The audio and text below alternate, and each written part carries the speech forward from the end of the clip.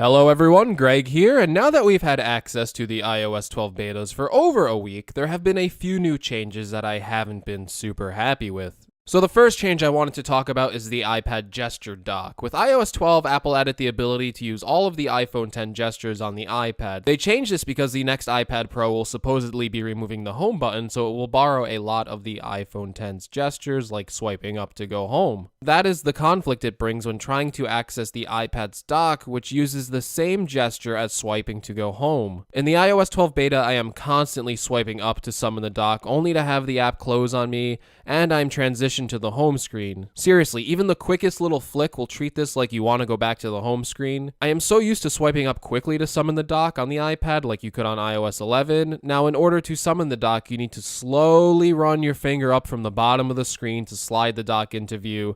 It's a really frustrating experience, especially for someone like me who is used to iOS 11, where you just swipe up as fast as you can in the dock summon. So I really think they need to add some changes to make sure this feature isn't as annoying to use, to make sure you aren't actually going home when you want to summon the dock. Another bad change in iOS 12 is again Apple mimicking the iPhone X's gestures instead of keeping something that already works so well on iOS 11. I'm talking about Control Center. Apple previously let you swipe up into multitasking view, and on the right side of the iPad screen would have the Control Center ready to access at any time in the multitasking view. With iOS 12, you now have to swipe the top right of the screen to pull down Control Center. This mimics the exact gesture of accessing Control Center on the iPhone X. It's a little awkward to swipe the Control Center down, especially when using the device in portrait mode, and I imagine this process is even worse when using the 12.9-inch iPad Pro. While I do like the uniform parity of pulling down Control Center to access it, and I do like that it keeps the iPhone X's gestures in parity for people who aren't used to using an iPad, this should be an additional way to access Control Center instead of the only way. Now, this is probably my biggest change in iOS 12 that I actually want to see reverted back and fixed.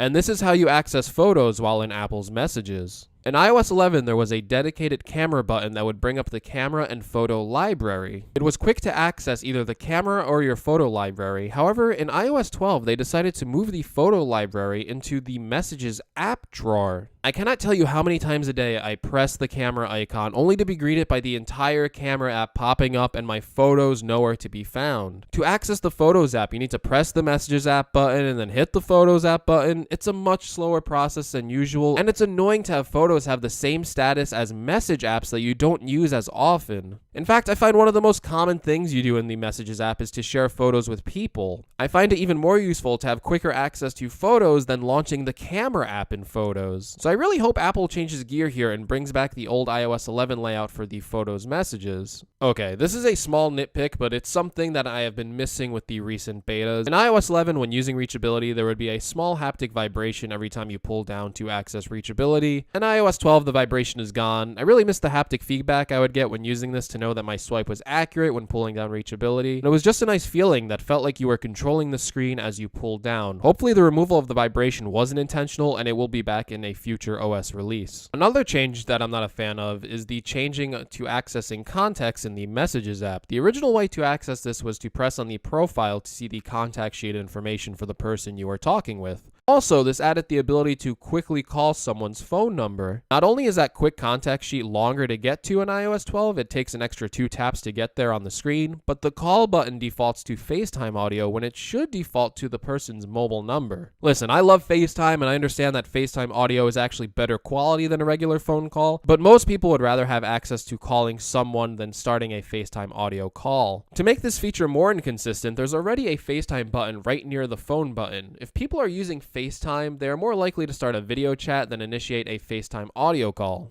Apple should default this phone button to a regular phone call, and they should bring back the contact sheet when tapping the profile photo in Messages.